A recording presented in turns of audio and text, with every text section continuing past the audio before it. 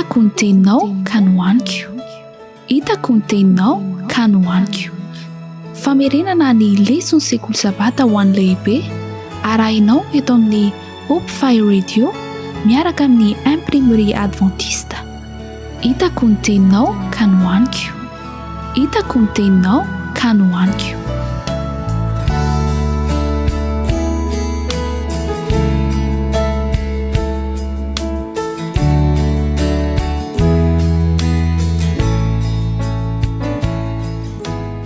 Faly miarahaba antsika mpiara-mianatra ny tenin'Andriamanitra indray eto amin'ity famerenan-desina isan-kerinandro ity. Manoloana anareo androany ny havanareo, rahalanareo, anadahanareo Benoît Rakotovao. Iaravavaka isika.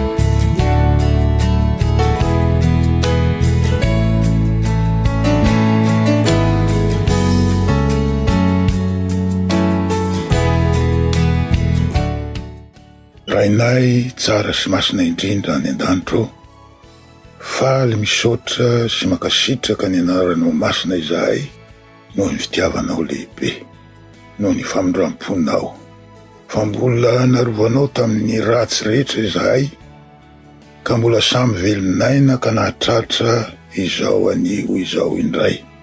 Arotsahy aminay ny fanahinao masina Tompo, taridalana anay, anazava ny saina amam-panahinay, ahatakaranay ny zavadalina ilainay ho fantatra ao amin'ny teninao. Anao rery ihany ny Tompo, ny dera, ny saotra, ny laza ary ny voninahitra mandrakizay. Amen.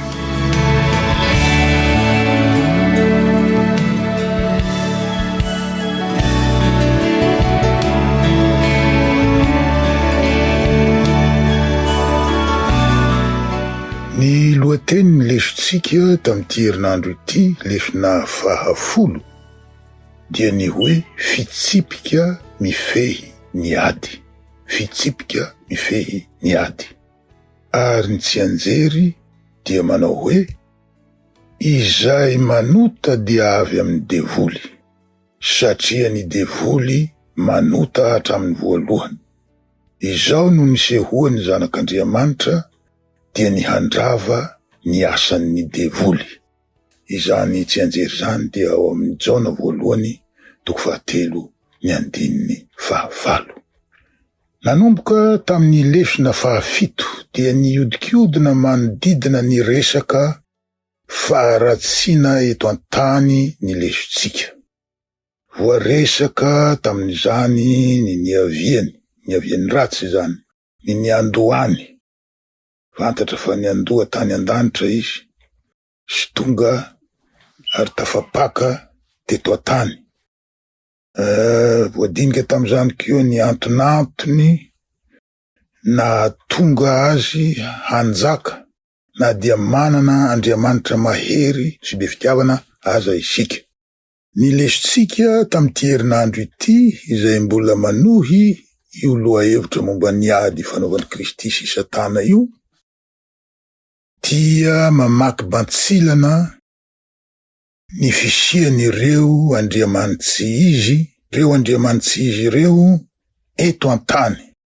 Tsy iza izany fa i Satana sy ireo fanan'ireo anjely ratsy izay nihodina tamin'Andriamanitra ary nazera tetỳ an-tany niaraka tamin'ny filohany.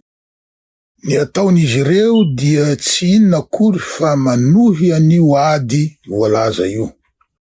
Ny mampalahelo dia izao, maro ireo olona izay mandray azy ireo sy manompo azy satria faminahy mamitaka izy ireo, ka maro ny voafitaka. Soa ihany ho antsika zanak'olombelona fa eo ny tenin'Andriamanitra izay namaky bantsilana izany fitaka izany. Ny mpanjaka voalohany 12, ny 120 ka hatramin'ny 170, izay nahitana ny mpaminany Elia, mpaminan'Andriamanitra velona io, sy ireo mpaminan'ny Bala, dia nampiseho lany ny fisian'io ady io sy namaky batsilana ny fahamarinana rehetra, dia ny mahatena Andriamanitra an Jehova Andriamanitsika izany sy ny maha-Andriamanitra sandoka ireo andriamanikafa rehetra. Tsy ao amin'ny Baiboly fotsiny ihany anefa isika vao mahita ireo andriamanitsy izy ireo. Izaho izay mipetraka amin'iny faritra avaratry ny nosy dia nahita maso tamin'ny fahazazako ny antsoina hoe tromba na bilo. Tsy inona akory ny tromba na bilo fa fanahy ratsy, lazaina avy hatrany, fanahy ratsy izay mipetraka amin'ny olona. Ary rehefa tonga ao amin'ilay olona ipetrahany izy, dia tsy mahatsiaro tena ilay olona. Ary ilay fanahy no miteny na misotro amin'ny alalan'iny olona izay ipetrahany iny. Ka rehefa lasa ilay fanahy, tsy misy tadidin'ilay olona akory izay teny nivoaka ny vavany teo, ary tsy mamo akory ilay olona na dia vao avy niboboka toka teo aza, satria tsy ilay olona no niteny teo, ary tsy ilay olona no nisotro toka teo, fa ilay fanahy ratsy izay mipetraka aminy. Ka tsy ny Baiboly irery ihany no ahafantarana ny fisian'ireo andriamanitsy izy ireo, fa eo amin'ny fiainantsika eto amin'ny nosy dia ahitana azy tsara. Nefa tsy ho fantatsika ho fanahy maloto izy ireo raha tsy ny Baiboly no nanambara na nanondro tamitsika fa fanahin'ny devoly ireo. Ary tsy amin'ny alalan'ny tromba ihany no isehoany reo fanahy ratsy reo, fanahin'ny devoly reo, fa afaka miasa mangina ao am-pon'ny olona koa izy, ho famitinana izao teny fampidirana izao dia izao no azo ambara. Tsy tamin'ny andro ny Eli fotsiny ihany no nisian'io fanandrinana eo amin'ny Kristy sy Satana io, fa mitohy mandraka izao izany, ary manerana ny tany manontolo, ary anatin'izany mazava loatra ity nositsika ity. Fa ny lesontsika tamin'ity herinandro ity dia nanasongadina manokana ny fitsipika mifehy izany ady fanaovan'i Kristy sy Satana izany. Amiko manokana dia tahaka ny lesona vaovao tamiko izy ity. Efa ny aloalo tao an-tsaiko hatry ny ela ihany io foto-kevitro io, fa ity fianaran'ny herinandro ity no nanapotsitra tamiko ny fisian'izany fepetra mifehy ady izany, fepetra izay sady mamatotra ny Satana no mamatotra an'Andriamanitra koa. Ity fepetra mamatotra an'Andriamanitra ity no tahaka ny vaovao tanteraka tamiko nandritra izay 5 taona nanarahako ity finoana adventista ity.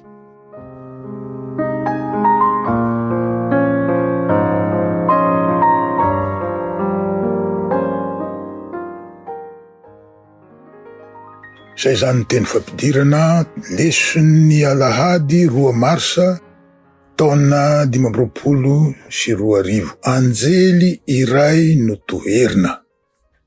Ny toko sy andininy iodikodina nyity leson'ny Alahady ity dia ny Daniela, amin'ny bokin'ny Daniela toko 10 ny andininy 1 ka hatramin'ny andininy 4.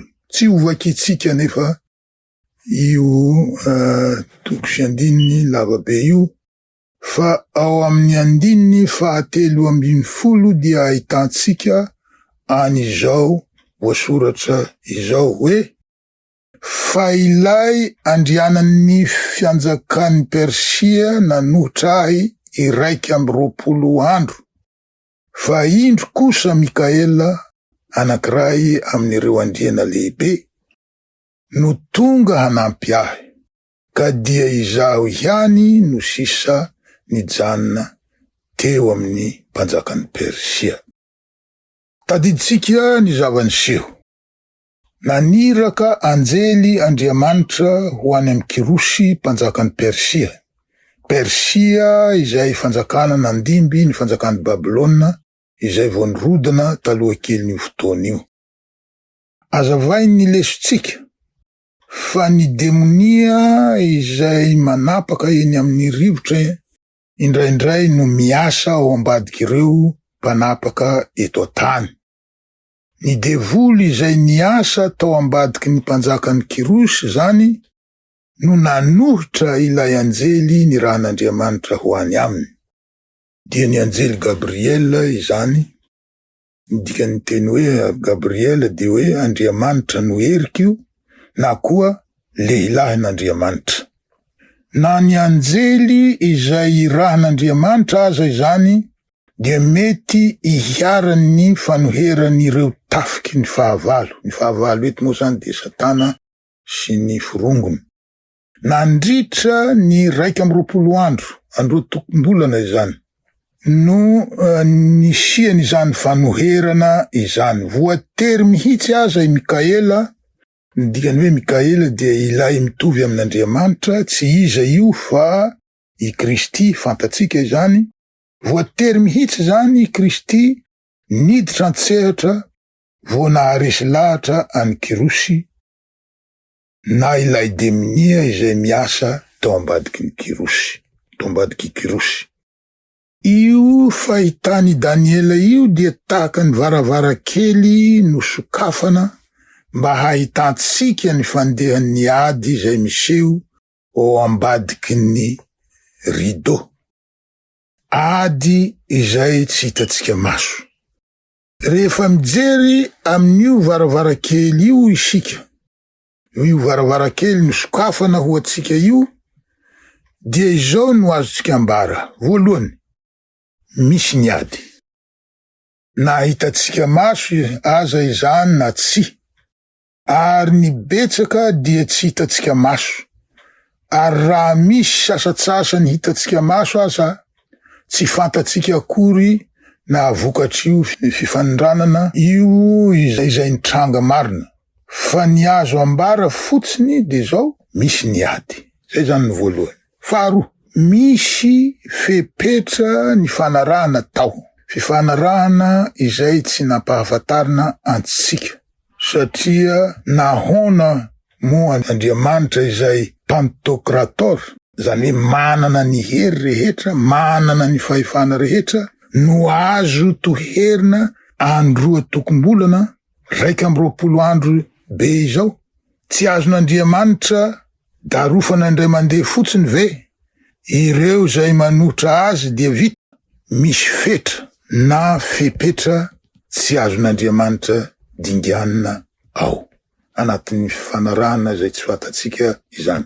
Fahatelo, tsy fantatsika hoe inona marina no io fifanarahana io, nefa fantatsika fa tsy afaka mampiasa herisetra Andriamanitra amin'io fifanandrinany amin'ny Satana io.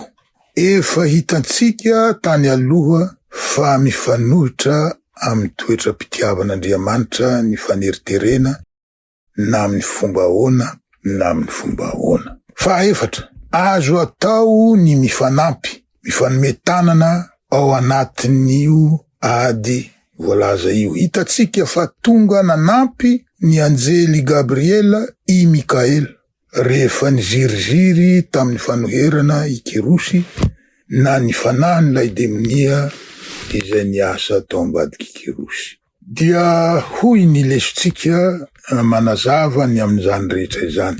Zao no voasoratra. Mba isehoany fifanandrinana tahaka izany dia tsy maintsy ho nampiato ny fampiasana ny fahefana rehetra ananany Andriamanitra. Tsy maintsy nomena fahalalana sy fahefana izay tsy nesorina tamin'ny antery ilay fahavalo. Nisy fitsipika sasatsasany nametra izany anefa, ary samy nahalala izany ny roa tota. Tsy nambara tamitsika ny antsipiriany momba izany. Azo heverina fa misy ireo fitsipika tsy maintsy hajaina ao amin'ny fifanandrinana lehibe, ka na dia ireo anjelin'Andriamanitra aza dia manaja izany.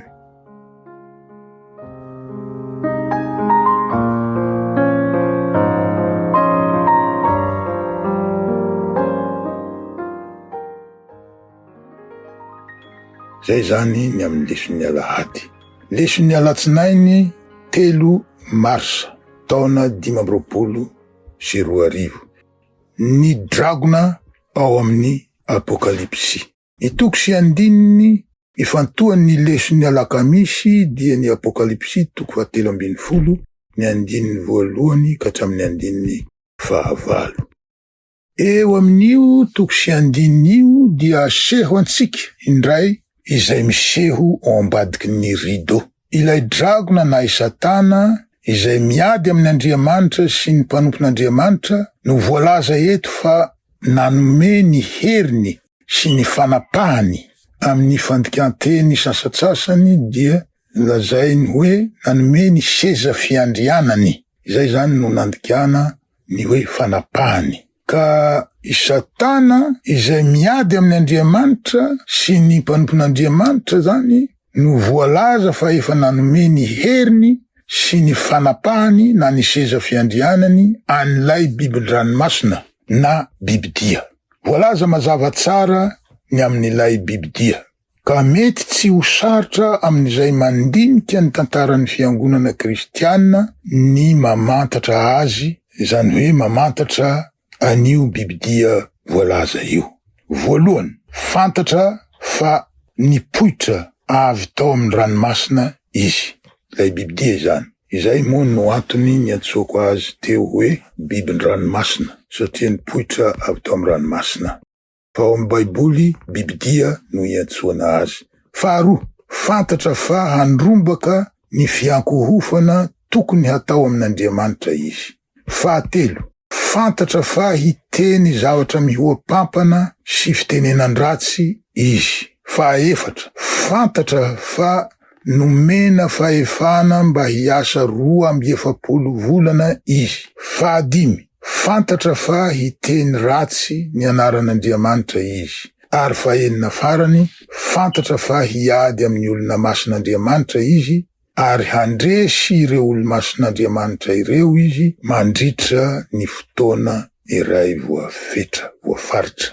Satria voafaritra mazava tsara toy izany ny momba n'ilay bibidia io, momba n'io bibidia io dia maro ny mpandinika izay efa nanondro mazava tsara hoe io na ity, io bibidia lazain'ny Baiboly io.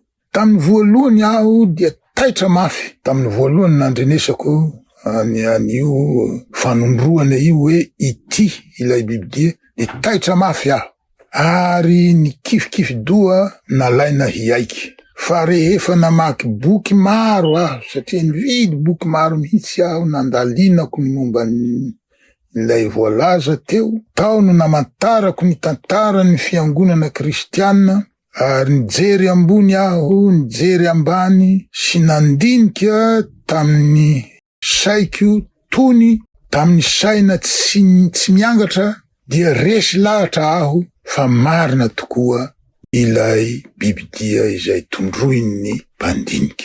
Ny lesontsika moa angamba noho ny antsointsika amin'izao androntsika izao hoe politiquement correct. Politiquement correct. Izay ny teny. Raha politiquement correct ianao dia misy zavatra sasatsasany tsy tianao hambara. Ka tsy nanondro mazava ny lesontsika tamin'ity ndray mitoraka ity. Fa izay rehetra te hamantatra azy marina kosa, zany hoe tsy mihinana amam-bolony fa mandalina ny tantaran'ny fivavahana kristianina, dia hiaiky fa ity marina tokoa izany bibidia voalazan'ny baiboly izany. Misy rangahy izay hitako ao amin'ny Facebook, fa nijerijery an'ireny Facebook reny de misy rangahy zay ao izay maniratsira fatratra ny fivavahana kristianina.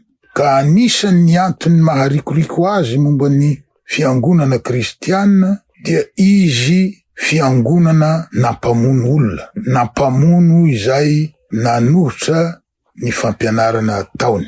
Fivavahana kristianina ve ho izy dia mandripaka ain'olona toy izany? Manam-paniriana aho ny resaka amin'io rangahy io ndray andro any, raha misy ny fotoana azoko miresaka aminy. Hamehezana izay voalaza rehetra izay dia zao: tsy fantatsika izay fepetra ny fanarahana tao ambadika tao, fa fantatra amin'io lahatsoratra io fa misy fetra mazava napetraka tsy hoaran'ny Satana sy ireo anjeliny, ary misy fe-potoana voafetra koa. Hoy ny vaky ny teny hoe: ary noho izany mifalia ry lanitra sy hianareo izay monina ao aminy, loza ho amin'ny tany sy ny ranomasina, fa nidina ho aminareo ny devoly, sady manana fahatezerana lehibe satria fantany fa kely sisa ny androny. Ao amin'ny Apokalipsy 12:2. Fantatry Satana izany fa kely ny androny sisa, ary ireo toe-javatra resan'ny Apokalipsy dia mifandraika amin'ny fe-potoana ara-paminaniana izay mampiseho fetra voafaritra manokana ho an'ny fanapahan'ireo herin'ny ratsy ireo. Ary fantatra koa fa mandresy Andriamanitra amin'ny farany, ary ho fafany ny ranomaso rehetra amin'ny masony, ary tsy hisy fahafatesana intsony sady tsy hisy alahelo na fitarainana na fanaintainana, fa efa lasa ny zavatra taloha.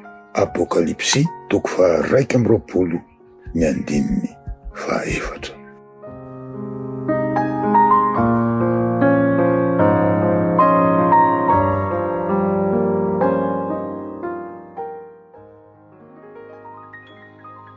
Dia tonga eo amin'ny leson'ny talata 4 marsa isika izao taona 2020, ny momba any Joba. Ny toko sy andininy iompanan'ny leson'ny talata dia ny Joba 1:1 ka hatramin'ny 2:12, ary ny Joba 2:1 ka hatramin'ny 2:7. Ny bokin'ny Joba izay ahitantsika ny momba ny tantaram-piainan'io lehilahy marina io dia tahaky ny varavarakely ihany koa, mampiseho ny fanandrinana eo amin'Andriamanitra sy Satana sy ny zava-miseho ao ambadika tsy hita maso avy aty ivelany. Mampiseho koa io boky io ny amin'ny fepetra sasatsasany mifehy izany fanandrinana izany, satria izany raha teo moa no kendren'ity lesontsika tamin'ity herinandro ity. Varavarakely misokatra ho antsika ho isika teo ity boky ity, ka maro ireo pitsopitson-javatra naseho atsika, pitsopitson-javatra izay tsy mety ho hitantsika avy aty ivelany raha tsy naseho atsika. Voalohany dia hitatsika ny karazana filan-kevitra tany an-danitra. Tsy Andriamanitra sy Satana irery no niresaka tamin'izany, fa misy pon'ny lanitra hafa koa nanatrika teo. Faharoa, misy tsy fifanarahan-kevitra ao izay aseho ny fametrahan'Andriamanitra fanontaniana amin'ny Satana raha toa ity farany efa nandinika any Joba. Inona no antony andinihana any Joba? Mafonja io fanontaniana io satria ady mahataka-davitra, ady tsy hita pesipesena, sady ady tsy mbola vita fa mbola mitohy hatramin'izao ity ady ity. Fahatelo, raha nanondro any Joba ho tsy manantsiny sy marina ary matahotra an'Andriamanitra i Jehova. I Satana kosa dia milaza fa fisehoana ivelany fotsiny ny fahatahorany Joba an'Andriamanitra noho izy arovan'Andriamanitra. Sady miapanga ny toetrany Joba izany Satana no miapanga an'Andriamanitra koa. Faefatra, ampangainy Satana ho tsy aradrariny ny fiarovan'Andriamanitra ny Joba, ohatra ny fefy ataony manodidina ny Joba, ary manakana ny fahafahany Satana izany, hanapirofo ny fanambarany. Mampiseho ny fisian'ny fetra apetraka ho an'ny Satana izany, fitsipika amin'ny fehiny ady zany, ary maneho koa fa efa niezaka hanisy ratsy any Joba izy. Namaly ny fiampangany Satana teo anatrehan'ny filan-kevitry ny lanitra Andriamanitra, ka namela azy hampihatra ny toa-keviny. Nisy ihany anefa ny fetra tsy azony Satana ny oarana. Voalohany dia nomen'Andriamanitra fahefana izy hikasika izay ananany Joba zany, izay ananany rehetra. Fa ny tenany Joba kosa no tsy navelany no kasihina. Jereo Joba 1:12. Taty aorina, rehefa nanao fanambarana indray Satana, fa tsy mihevitra afa-tsy ny momba ny tenany i Joba, dia navelan'Andriamanitra hikasika ny tenany Joba izy, fa tsy haningotra ny ainy kosa. Jereo Joba 2:17-9. Loza marobe no namelezany Satana ny tokantranony Joba. Nefa zao, tao anatiny izany rehetra izany, dia mbola nanohy ny saotra ny anaran Jehova ihany Joba. Joba 1:20-20, Joba 2:7-10. Nandiso ny fiampanganana taony Satana izany. Fehiny, hitatsika tamin'ny tantaram-piainan'i Joba ny fanandrinana misy eo amin'ny Satana sy Andriamanitra sy ny fepetra mifehy izany fanandrinana izany. Misy zavatra azon'Andriamanitra navela hataon'ny Satana, ary nisy fetra tsy azon'ny Satana ny hoarana. Zay zany ny leson'ny talata.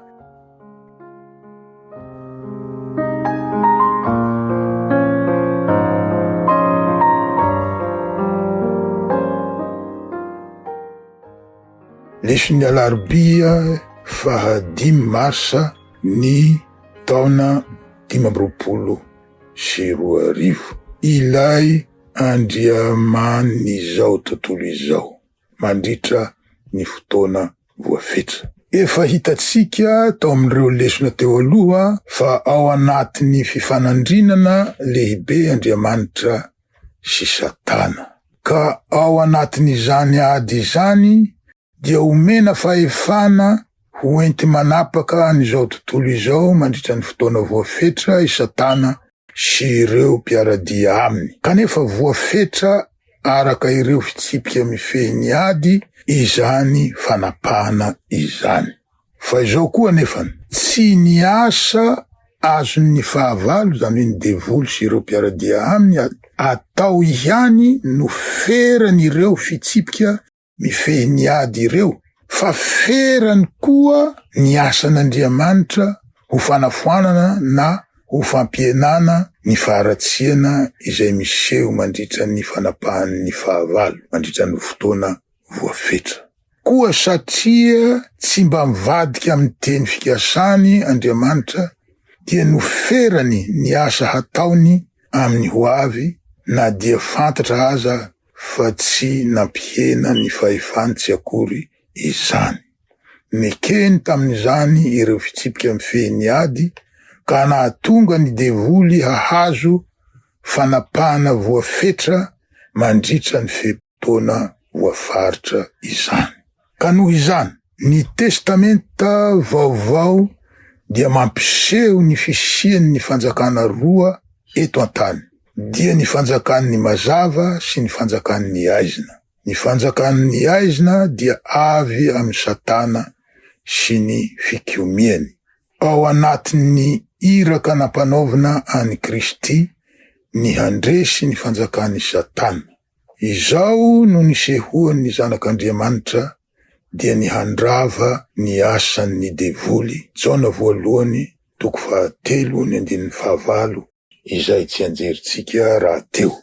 Azontsika vakina koa ho fanampin'izany ny Jaona 2:12-13, ny Jaona 4:12-13, ny Jaona 4:4, ny 1:12, ary Korintianina 2:4 ka ny 1:4, ary farany Lioka 4:4.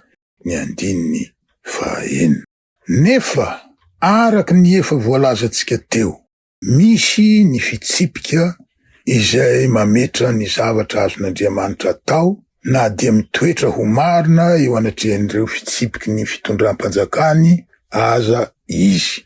Farafaratsiny dia ireto no hita ao anatin'izany fefy tsy azo ioarana izany. Voalohany, ny fanomezana safidy malalaka ny voary, izany hoe io le natsotsika hoe libre arbitre, ary faharoa, ny fitsipika mifehy ny ady araka ny fanekena izay tsy ampahafantarina antsika farafaratsiny amin'izao fotoana izao.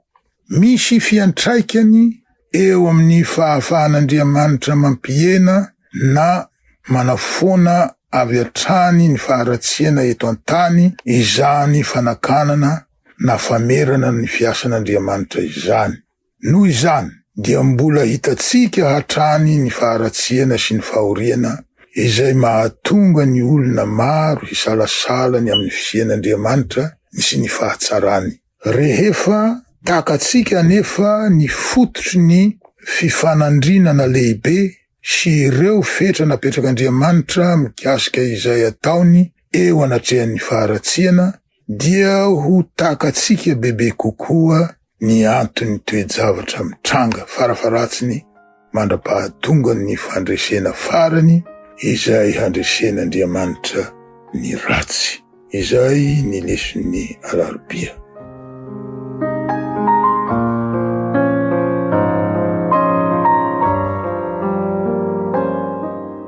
Tonga eo amin'ny leson'ny alakamisy 9 marsa isika izao, taona 2020,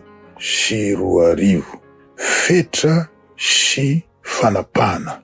Amin'ny teny frantsay, limite et protocole. Raha zaho zany nandikan'io dia nadikako hoe fetra sy fepetra tsy maintsy arana. Zay zany nandikako azy manokana. Fetra sy fepetra tsy maintsy arana.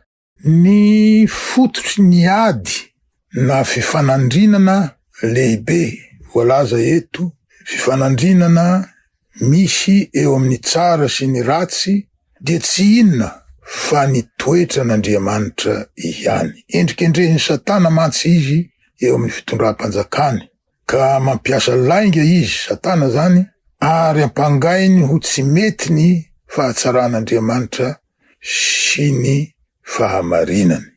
Karazana raha-pitsarana mahafoka an'izao rehetra izao izany.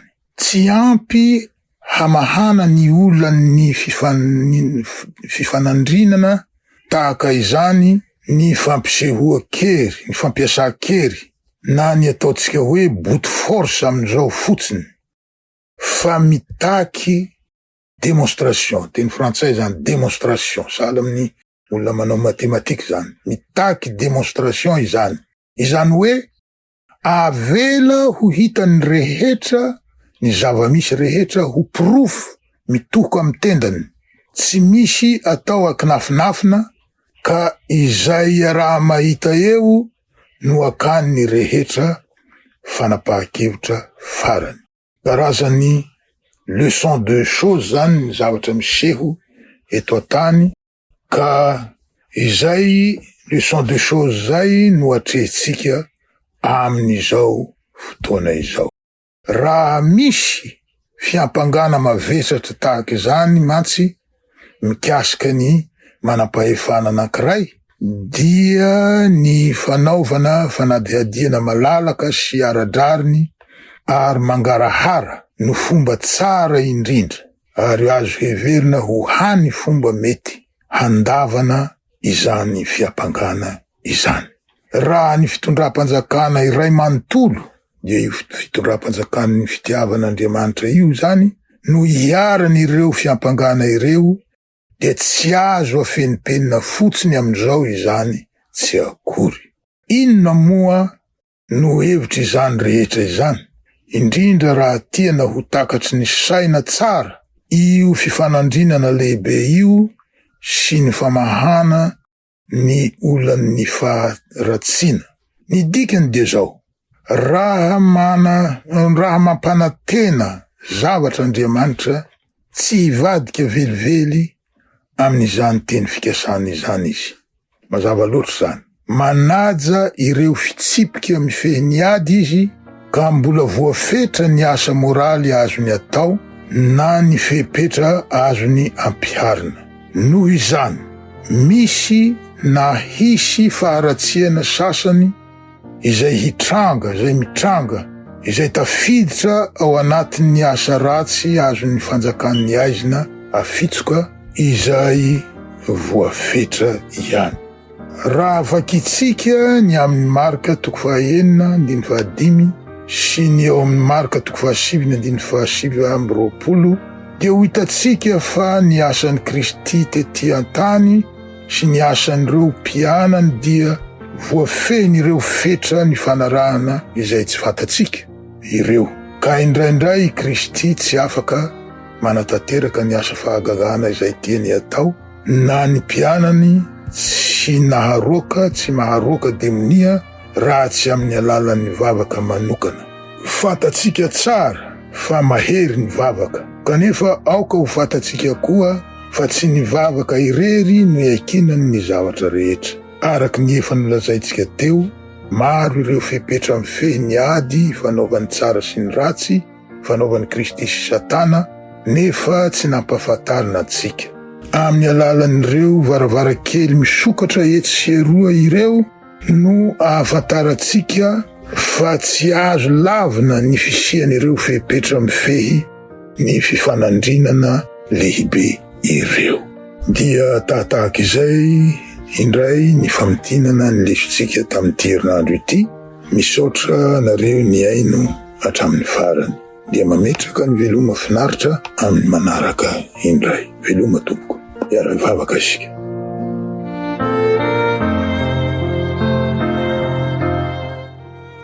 Rainay tsara indrindra any an-danitro, saotranao sy mankasitraka anao izahay noho ny fitiavanao lehibe. Fa izany no mbola nahavelonay nanay mandrakizao.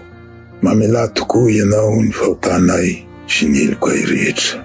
Ampio zahay hatoky ianao hatramin'ny farany, na inona mitranga amin'ny fiainanay, na soa na ratsy, satria fantatray izao ny fisian'ny fetra mifehy ny fanandrinana misy eo aminao sy ilay ratsy. Nefa mitalaho aminao zahay, alaviro anay ny ratsy tompo, ary feno mandrakariva ambany elatrao mahery izahay. Amin'ny anaratsoanao Kristy no azoanay maniry sy magataka izany. Amen.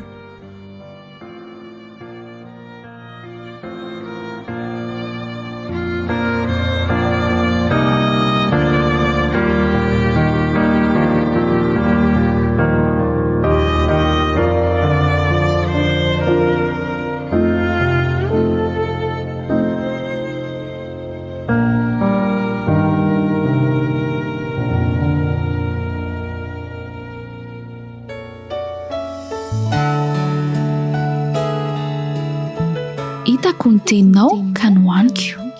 Hitako ny teninao ka nohaniko.